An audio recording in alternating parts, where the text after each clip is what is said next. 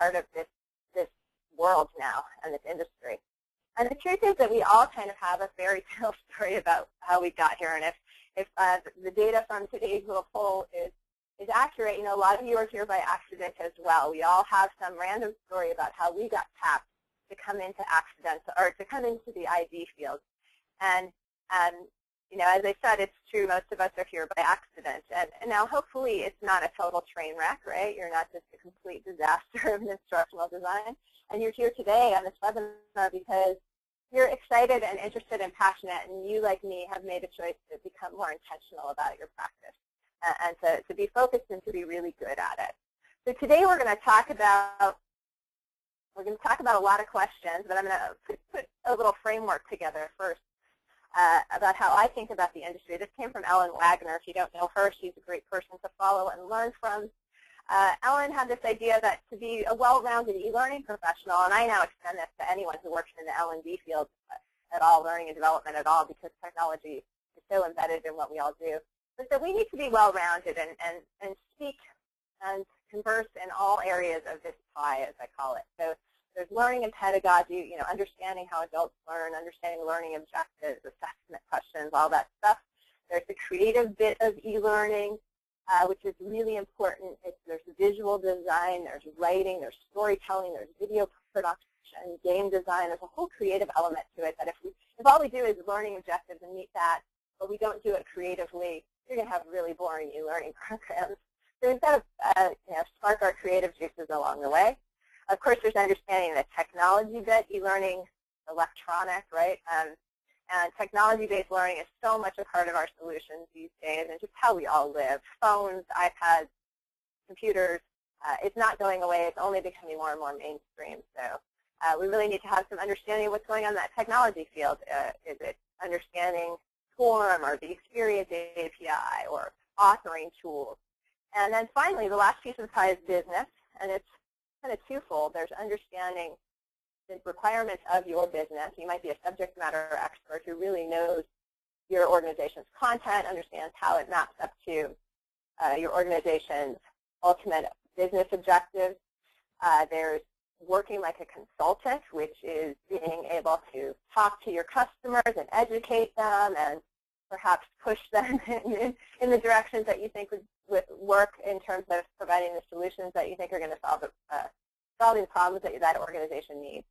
There's also the piece of understanding how to run an e-learning project as a business professional. So you might have to have project management skills and you know, keep on time, on budget, all that kind of stuff. So it's a lot of different skill sets. It really is a lot of different skill sets. And we're not all good at all of those. And I think a lot of organizations where they expect one individual to do all of that, you know, have this idea that we're all kind of Superman, right? So if you're a one-stop shop at an organization and you have been tasked with that whole piece of the pie, you might look like this guy. You might be really studly and wear a cape and can do it all and do it gracefully and with great applause. Or you could be a little bit like this guy, and maybe you've got some weak spots along the way. And that's okay, because the truth is it's a big job. It's a big task that you've got on your plate. And so I always feel really lucky because as a person who's worked primarily on the vendor side of the business, I have people that I can turn to. I'm going to go back to my pie piece. So I can focus on my sweet spots, that creative piece or that consulting piece, and I can rely on other people who have more technical expertise for sure. I don't use authoring tools myself. I don't build courses. I don't do graphics. I get to focus on the writing, on that customer content gathering piece, how to design instructionally and to achieve the performance outcomes that we're aiming for. I get to focus on what my sweet spots are. And so what I task all of you with is to think about what brought you into the field, what's your sweet spot, what brought you in, and keep focused on that. But on the other hand, also take time to work on your weak spots and fill in those gaps. So you might say, wow, I'm really not so good on that technology piece, and I want to learn a little bit more about it. And so what can you do to learn more about that? Well, you can either go off and start reading a lot of books and tapping into the experts who know about that. You can hire people who can round out that spot for you. You can do some combination of all of the above. You can work with outside vendors, or you could hire people in your team to kind of round out that whole picture. So I think that's, kind of, if you're getting started in this field, I think it's really important to understand what that big picture is, and to not, know that you're not alone. There's a lot of people out there like you who are trying to figure this all out, and also recognize that it really is a big job, and you might have to educate your internal stakeholders a little bit about what's required to really master that big piece of the pie. And not every organization gets that. They kind of think, well, anyone can create e-learning. Rapid tools are so easy. All it is publishing a PowerPoint. Voila, you have e-learning. And your job can be to educate them to see that there's much broader requirements, and that good e-learning is not PowerPoint text bullets, and that there's more to offer, and that it might take more time than they expect, and it might take a little bit more money to really achieve effective outcomes. So we have lots of questions that have been submitted over the last couple of weeks as Sabrina's been getting registrations. We've organized them somewhat by themes. There's some redundancy, and I'll be jumping all over the place a little bit as we go through some of these, because I start getting excited and passionate and start speaking about different things all at the same time. So I might jump all over the place. If you have any questions that you want answered as I'm talking, please jump in, and Sabrina, feel free to interrupt me and say, hey, there's a great question from JD, or there's a great question from so-and-so. So anything before I get started, Sabrina? Should I just keep going? I'd say keep going. We have gotten a few questions, but I think they'll fit into the different theme sections when we get there. So if we have some time, I'll jump in and ask those. Okay, great. And just so you know, Sabrina, I'm not seeing the questions in my question panel, so it's just showing as blank. So I'll ask you to jump in and share those with me. For some reason, they're not showing up. Sounds good. So, all right, excellent. I'm going to take a quick sip of coffee and keep my energy going. All right, so the big thing people ask is they want to know how to get started. And for some of you, it'd be good to find out, how long have you been in the field? Are you just getting started? Have you been doing this for 5 years and you've been kind of haphazard about it, and now you want to take your practice to the next level? There's probably some of you who've been in the field for quite a long time and are just saying, what's that one thing that I could take away from today's session that Cammy's going to share with me? But we're all at various stages, and I feel like I'm always just getting started. I've been doing this for almost 18 years now, and I do feel like a newbie every day. There's always some new technology coming along. Now it's all about mobile design, and at Kineo we're doing a lot with ADAPT, which is a new open source responsive design framework. And I feel like it's put me back at the beginning in many ways. And that kind of, to that pink question, what's the most important thing an ID needs to learn to be successful, I do think keeping that beginner mindset at all times is really, really important. So as much as I've read and learned over the years, I feel like I know nothing.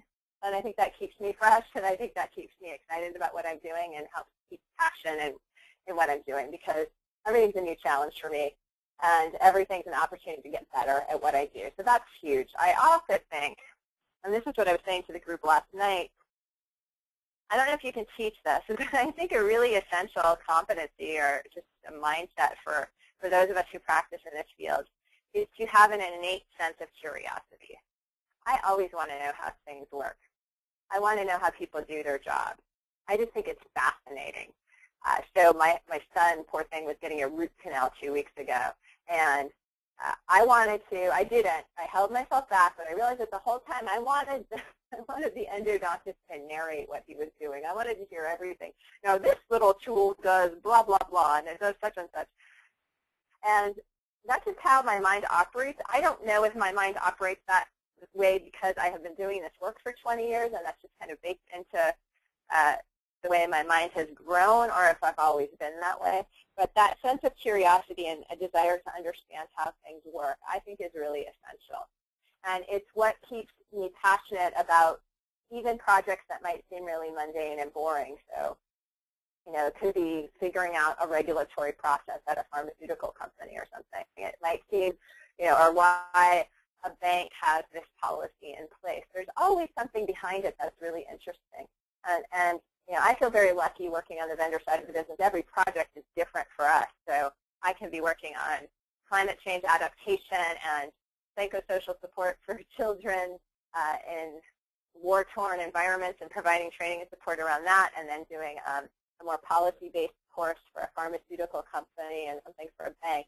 There's so much variety in what I do, and I feel really lucky. It might be a little bit different if you're internal to an organization, but what you get to do if you're working internally to an organization is really get deep subject matter knowledge and expertise of how that particular organization works. So having that sense of curiosity will take you far. And for those of you who are getting started out and want to grow, I think if you take that sense of curiosity and you apply it to the field of instructional design and e-learning and start tapping into a lot of the resources that are out there. There's great books you can read. There's great blogs you can read. There's great Twitter, people sharing things on Twitter. There's wonderful conferences you can go to. So to be curious about instructional design and e-learning, and to tap into that passion, and to make a decision to be passionate about what you do. And truthfully, I think one of the biggest mistakes IDs make when they're new to the role is they follow the cookie-cutter model for e-learning that perhaps has been followed in an organization for the past few years. And there's a downside, there's a dark side, right? So to e-learning has changed a lot since I started in the field. When I got started in 1996, we didn't have tools like Articulate Storyline or Articulate Presenter or even Captivate. Everything was custom coded. We had our own proprietary tools. We had attempted to make things more efficient, but it still took months and months to build an e-learning program. And the budgets were really big, and we had really long timelines. And we craved these tools. We were dreaming of the days when they would exist, and they started to come along. And what these tools are amazing. So you have these tools that enable, truly anyone can create e-learning now. The question is whether or not they should. So, and we can have wonderful debates about it. Tom Coleman from Articulate says that rapid tools have democratized the field, and they really have. It's put these amazing tools and this great power into the hands of many. But it can be abused, and you can have a lot of people out there creating really crummy e-learning programs. And so I think if you're new to the field and what you see happening at your organization that is called e-learning are PowerPoint screens with text bullets and nothing interesting, no stories, no engagement, no interactivity, boring test questions. If you see that that's what's happening, don't just replicate it. Go out there and try educate yourself and find better ways of doing it, and then educate your internal organization so that you can start pushing the bar and give e-learning a better name. If you've heard me speak before, if you've read my book, I like to tell the story of the CBT lady. So I was somebody asked me what I do for a living, and I tried to explain in my most simple, gentle terms, and he started hissing at me and put his fingers into the sign of the cross and said, "You're the CBT lady." And then he went on to describe how horrible e-learning is. And I have talked to a lot of people who have experienced really bad e-learning. And it's locked down text screens, it's audio that drones on endlessly and you can't move on to the next page. It's quizzes that you're locked out if you get one wrong and you have to start over back at the beginning. It's just boring screens with lots of information on them that kind of goes in one ear and out the other. It's organizations where the quiz questions are actually posted on the refrigerator because people don't want to have to suffer through the program. The CBT lady has created a lot of bad e-learning and given the industry a really bad name, and that's what people think of e-learning is these days for the most part.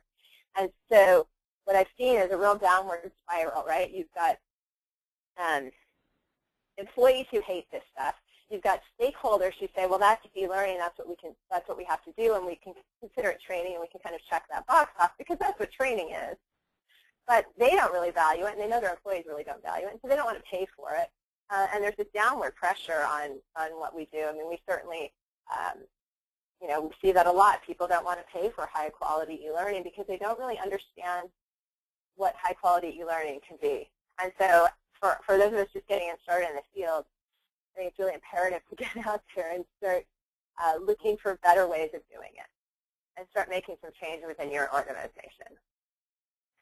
So, that's a lot on getting started, and we'll kind of keep circling back to some of this. There was a question here about the hints for a tenured trainer presenter who's been lassoed into ID, and I love that choice of words, lassoed. It sounds like not only was it an accident, but it was not a happy accident, perhaps. You've just been roped into this because you've shown some aptitude for the field, and you've been tapped, and suddenly you're responsible for instructional design. And I would say just, you know, my biggest tip there would be to have a beginner mindset. You've got lots of experience and expertise already. See what you can apply from the field that you've been working in to what you're doing within instructional design. Another big tip or hint I would say for people is to understand how does your organization define instructional design and what's required. What do you want to do as far as instructional design goes? So we were talking about that piece of pie earlier, and there's lots of things that could fit into that pie. So you might be really great with using authoring tools, or you might be a graphics designer, or you might be a writer. What is it that you really love doing about this field? And does that match to the job that you have? I spent time going out on job search sites and looking at job listings for instructional designers, and it's quite enlightening to me what people are looking for. Often the job descriptions and the job postings post 5,000 things, and none of it's about learning. It's about, you know, can you use articulate, storyline, can you use, do you know form variables, can you manage an LMS, do you have good project management skills? It's lots of things, and they might not even mention learning design in the job description. So often that is really important to get a good sense of what it is that the job expectations are and what do you want to do. Different people call, I've written some on this, kind of shades of instructional design, right? So you might be more of an educational technologist, and you know, really it's about using the authoring tools. You might be more of a developer than an instructional designer. And that's okay. I just think, you know, just understanding where you fit into the big picture is really, really important. So you know where your strengths are, where you shine, and where you can put your energy and your passion. Because there are many places that you can go in this field, and you can get really focused in certain areas, like while you're maintaining the big picture of that big pie. So getting started. Now this goes into this question, which I get a lot, which is to degree or not to degree. Do I need a master's degree in instructional design? I don't have a degree in instructional design. As I said earlier, I have a BA in English, German studies. I never speak German anymore, but I do write every single day, and I talk a lot. So I'm very glad I have mastery of the English language for the most part. I do not have a degree. I did make a very formal choice, or a very conscious choice at one point in my life, to get what I call an informal degree in instructional design. So I started reading a lot. I started talking to a lot of people. I go to a lot of conferences. I keep that beginner mindset open all the time. And you know, not to say I know everything there is to know about instructional design, because I really don't, but I think I probably know as much as a lot of people who have master's degrees, if not more, because I've been doing this for so long. So it's a personal decision now. You might, like if I ever decided to go back to school right now, I would probably do something. I wouldn't get a degree in instructional design. I might get something in like cognitive science or you know, brain neuroscience. I don't know. Go back and become a brain surgeon. Something more niche in this field of learning and development and design. I most likely won't ever do that, though, given my life at this stage.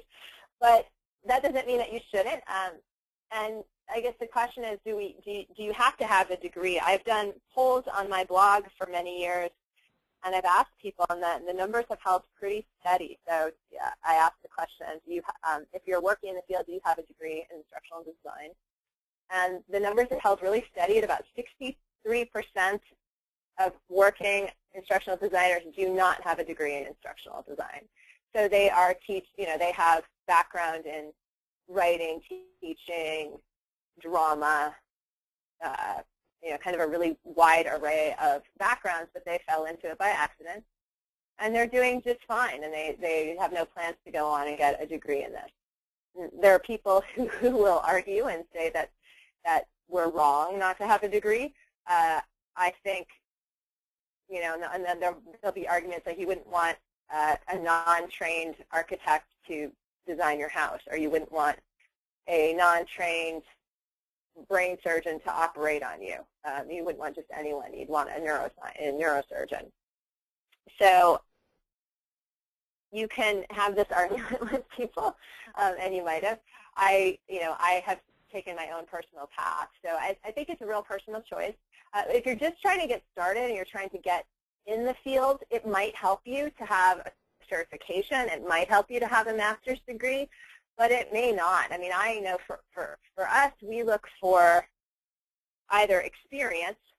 So I wouldn't hire someone just right out of school who has no practical working experience. I'd want to see a portfolio. I tend to hire, at Kineo, we hire young writers who have aptitude for that creative side and a desire to learn about the learning piece. And we coach them along the way. That tends to be our model, and we found that to be really successful. You may find some jobs where a master's degree or a certificate is required, but I think that's often the exception, maybe not in government fields, but certainly in the private sector, that's not usually required. So what can you do for training if you're new to the field? I would definitely say learn. Go out and learn about instructional design. And there's lots of ways that you can do that. So I've mentioned bunches of them along the way here. So there's great books you can read. There are certificate programs you can take. ASCD has an instructional design certificate program that I think is run by Allen Interactions. Langevin has an instructional design certificate program. There are universities that have, instead of going and getting a master's degree, you can take a shorter program just to get that certificate. And that might be useful to you because you've kind of proven to people that you really do have passion about this field, and that could open some doors. I'm not saying that it will, but it might. So again, a personal decision, and I'll be eager to hear what you decide to do if that's something that you're considering. Any questions coming up so far, Sabrina? Should I keep moving ahead? I am just kind of looking through. And I know we're going to touch on some of these because we've got a lot of questions so far about resources. People are very interested in what resources you suggest. I think it seems like there's kind of a theme of how do you get experience? Like, what's the best way to get your foot in the door, if you're not trained? Are there some suggestions that you have for that? If one person's asking. Yeah, that's. Oh, go ahead. No, go ahead. One person's asking. Oh, they're just asking, what do you do if someone will not give you the opportunity for experience? If you don't have experience, how do you get experience if you're not given the opportunity? So do you have suggestions on how to get your foot in the door if you're in that position? No, that's a great question. Yeah, that's a really good question. So a lot of us who fell into this field by accident got experience by accident, right? Now suddenly you have years of experience. But if you really want to break into the field, how are you going to do that? And I think this is a sign that the industry has matured for sure, because now people want to be e-learning instructional designers when they grow up. The truth is that e-learning has gone really mainstream. It's everywhere. And one of the questions, I think it's later in our pack, but I'll talk about it now, is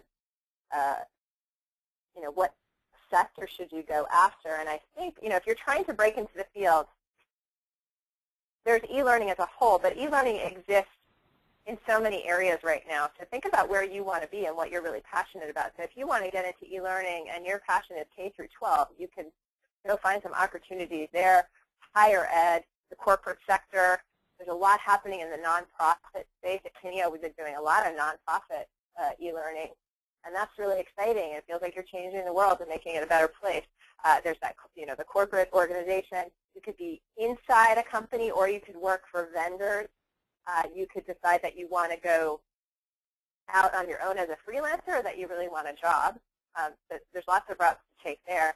I think you also start to see e-learning is popping up in some different places too, like marketing and sales teams now, creating more value for customers by offering training programs and solutions is becoming seen as a key differentiator. So e-learning is sort of out of the Department of Training and Development, and now it's over into sales and marketing.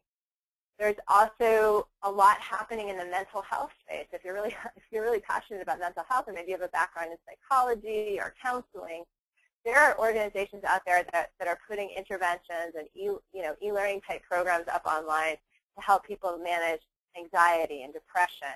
We did a program a couple of years ago with a research group out of University of Miami that was they wanted to see if putting up an online marriage counseling program, self-paced marriage counseling, would be helpful to people who didn't want to go to therapy.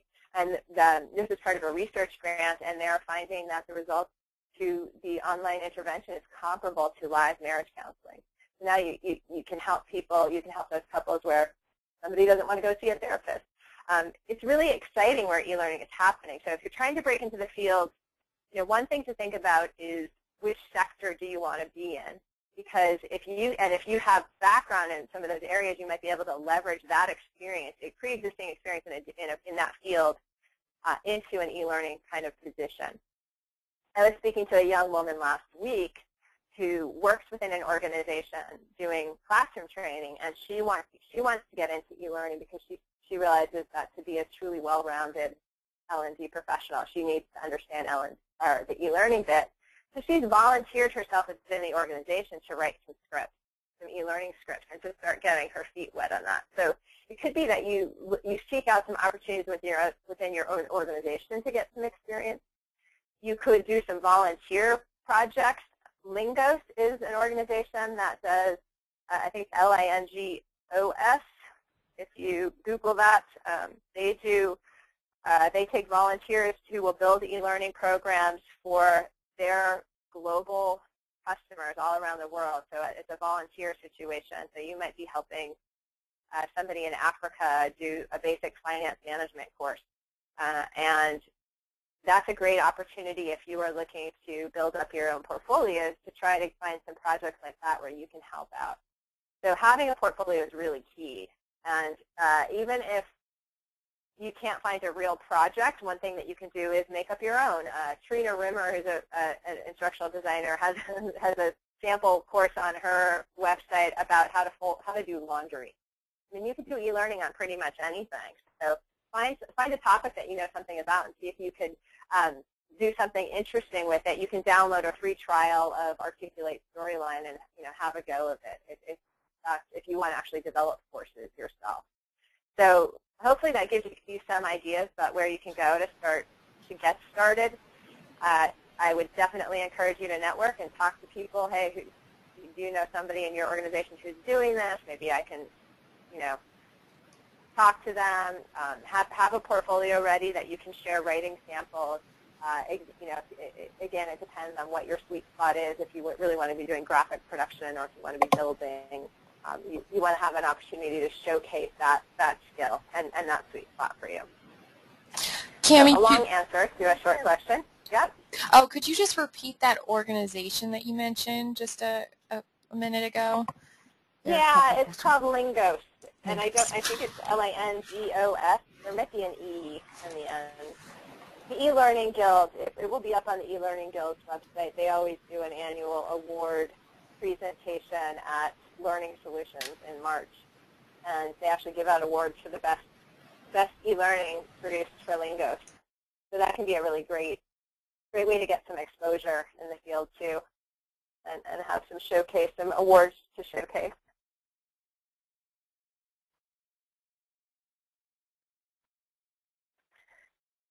So I'm going to move along, skills and competencies. I've talked about this a lot as we've been chatting today. I have to tell you, this has nothing to do with anything. Last night, my daughter, I was doing this webinar for Kineo Pacific, and my daughter snuck down to listen to me while I was doing it. And afterwards, she says, "Mommy, you did great, but I think we should change your name to Chatty Bean." So, anyway, I'm so chatty. So as I chat, I've probably talked about a lot of these things. So traits that I found to be common to most IDs, again, it's that, I think really that curiosity, that desire to know how things work, that ability, and it's talked about capabilities as well, too. So having that curiosity, I think the ability to break complicated things down and simplify them. So I feel really, I love what I do because I get to go into organizations and play dumb all the time because I am dumb. I don't know how you work. I don't know what you guys do. I'm not the expert in, pharmaceutical sales processes. I'm not the expert in oil and gas, whatever. It's all new to me. And you're talking typically to subject matter experts who have great expertise in their field.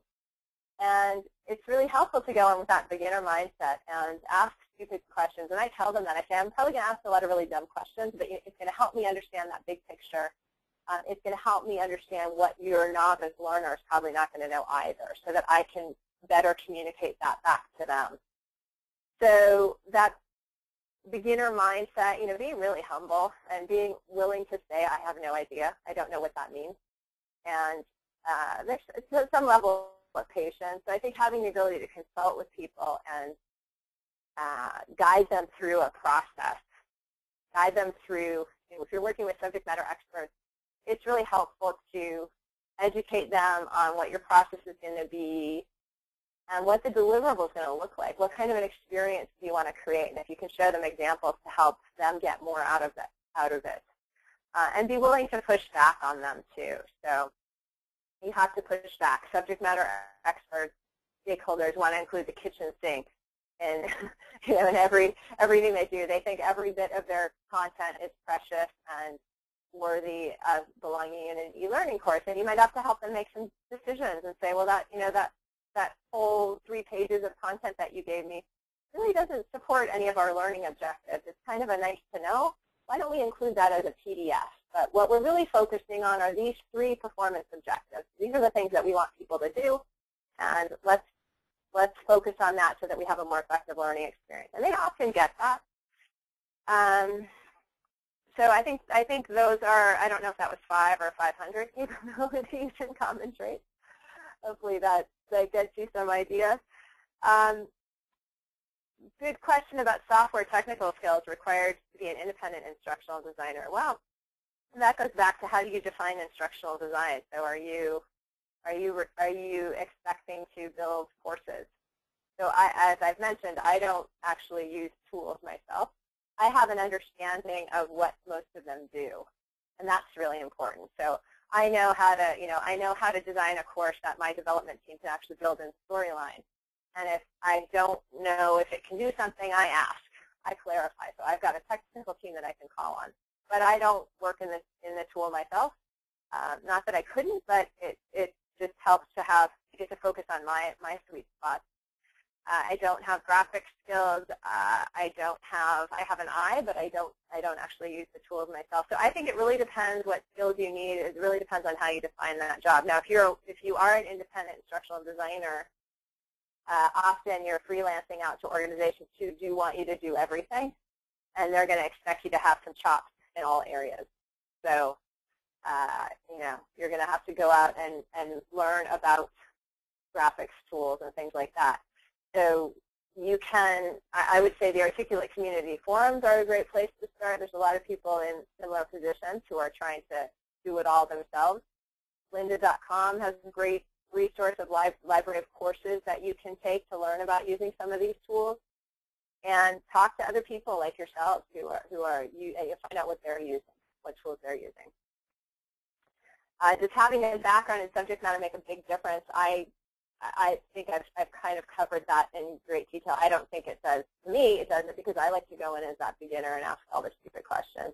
But if you're in an organization, and you're doing a lot of leadership training, absolutely. If you know about leadership training, you're going to be able to provide more value. So it depends if you have a real vertical focus and all of your content is on a specific area, then yes, having that background in the subject matter is going to make a big difference. Skills and competencies. I can't, the right brain versus left brain question, I can't really answer. I don't really know. I mean, I think analysis and creativity go hand in hand in what we do. So I don't know if it's 50%. I don't know if it probably just depends on the person and the task. I'm going to skip that question. Here's a bit on tools and technology. So what software do I prefer to use? Again, I don't use software.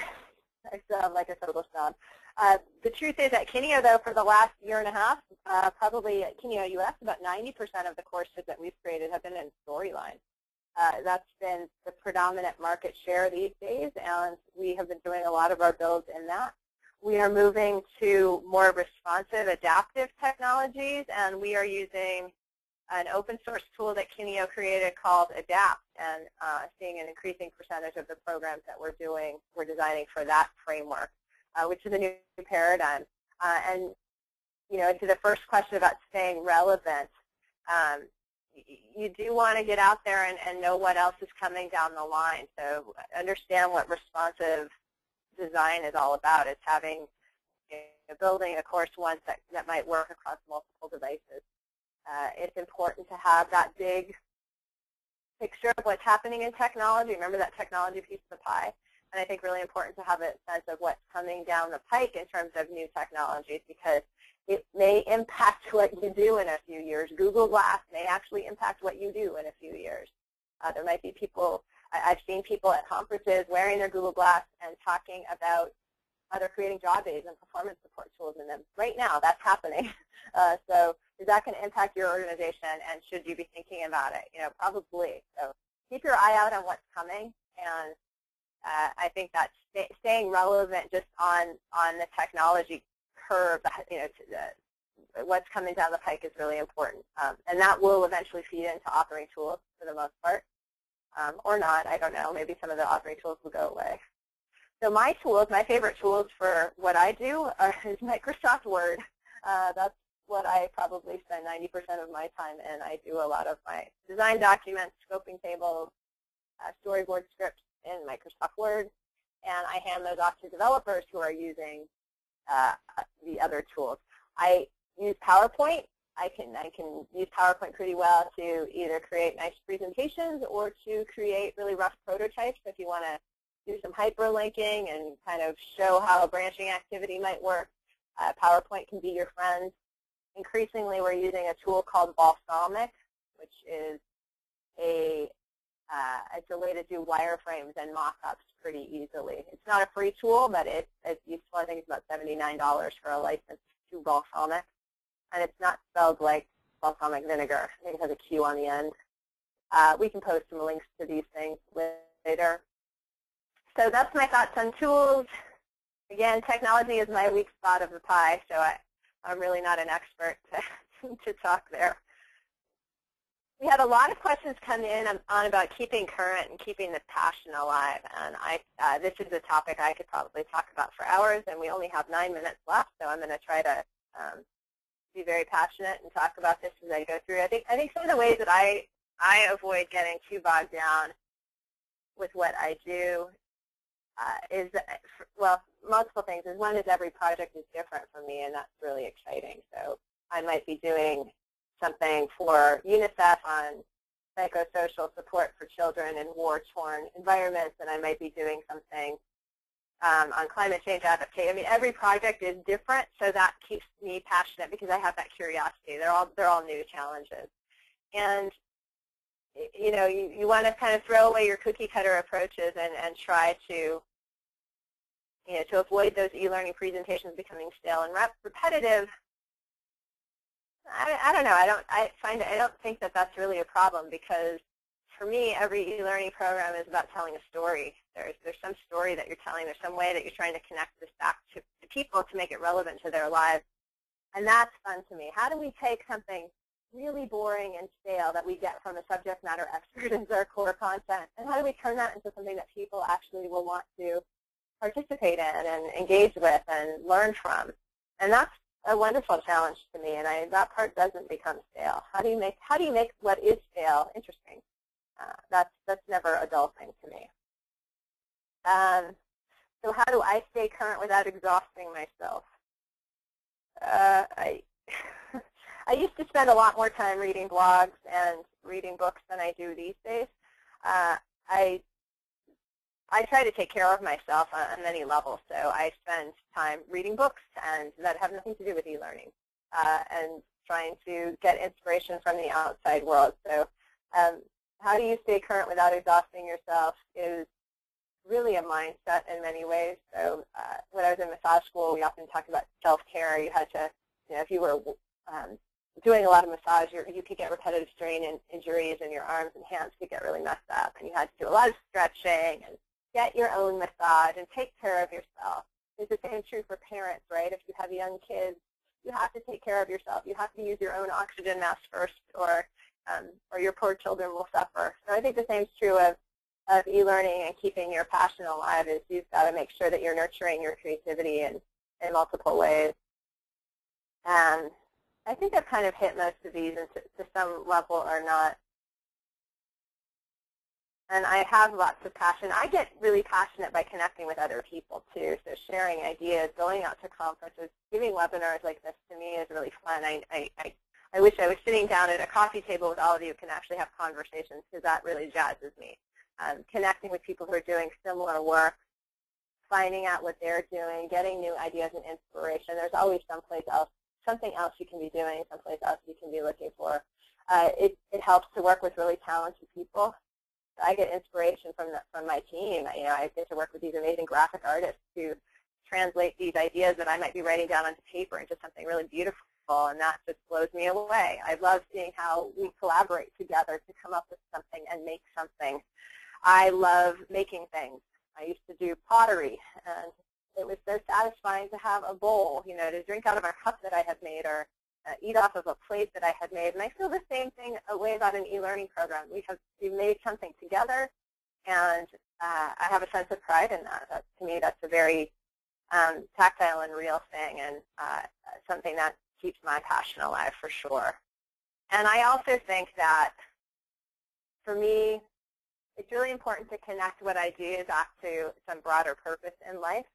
And I think that, and I've got sort of a healer mentality in me. I guess I did, as a kid, I did want to be a massage therapist, and I did that for a while. I like taking care of people.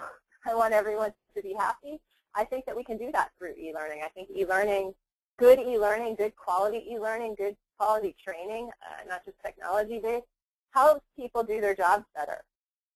If we can help people perform their jobs better, be happier at what they do, we are hopefully we're helping them be happier people and more productive and able to go home to their families with less stress. And it really can make the world a better place. And that sounds very pie in the sky, but I believe it. And I think for me to connect to that and understand that what I'm doing, if I make better e-learning and I can make something that really makes a difference and engages someone, that I have made perhaps the 20 minutes in their day that much better, and helping them do their job better.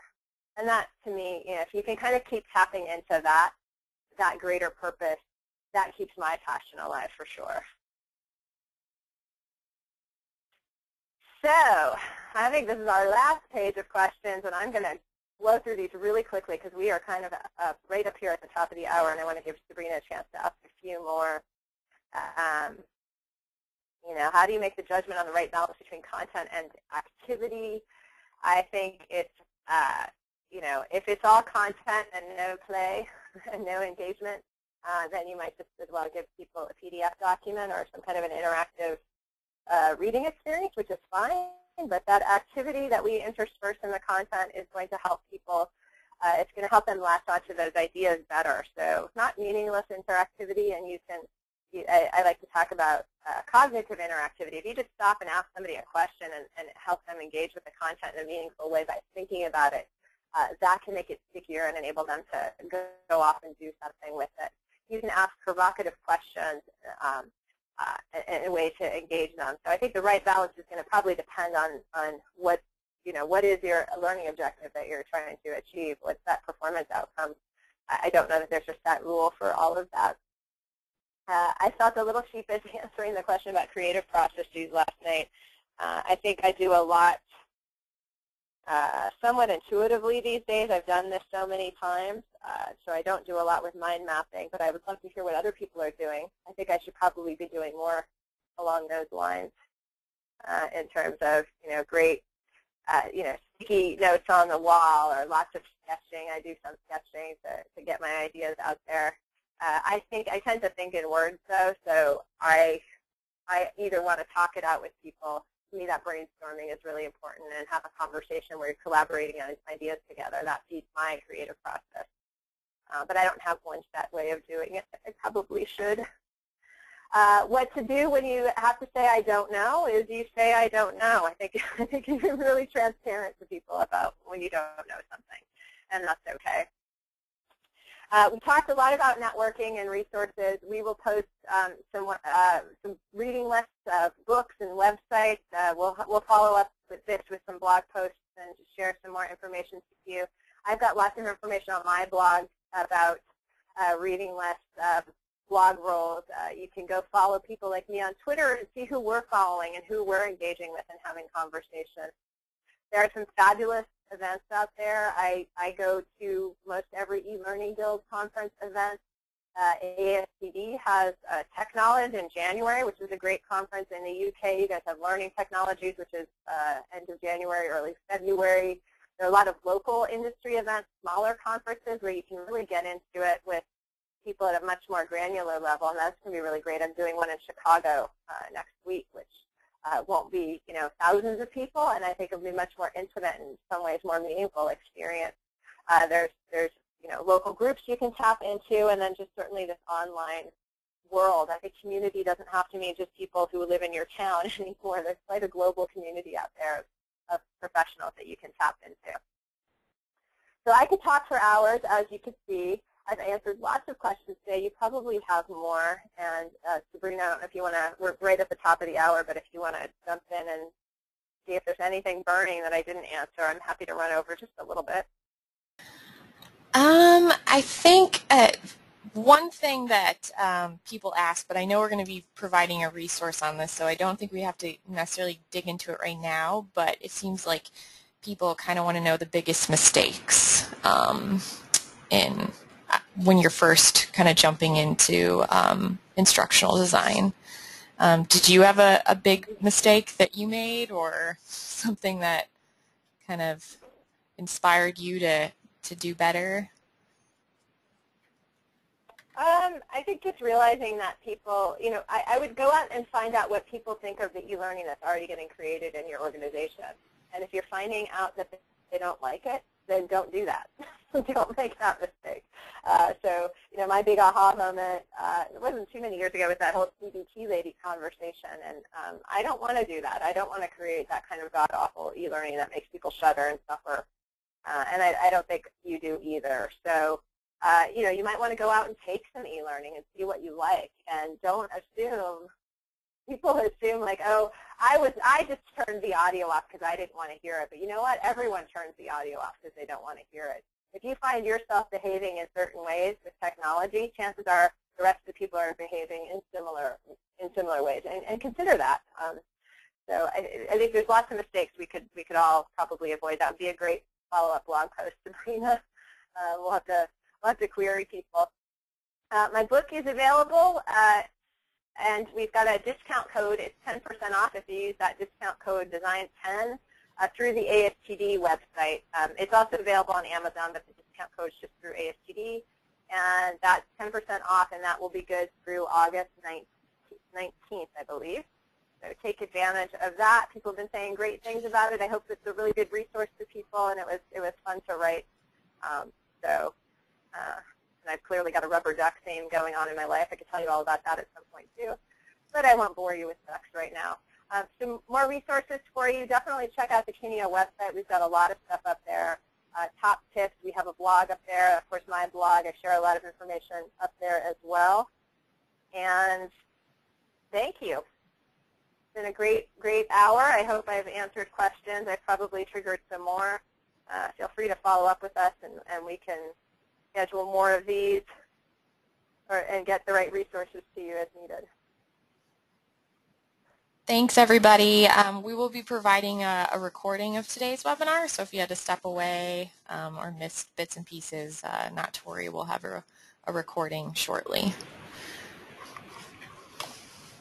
All right. Thanks, everyone. Have a great day.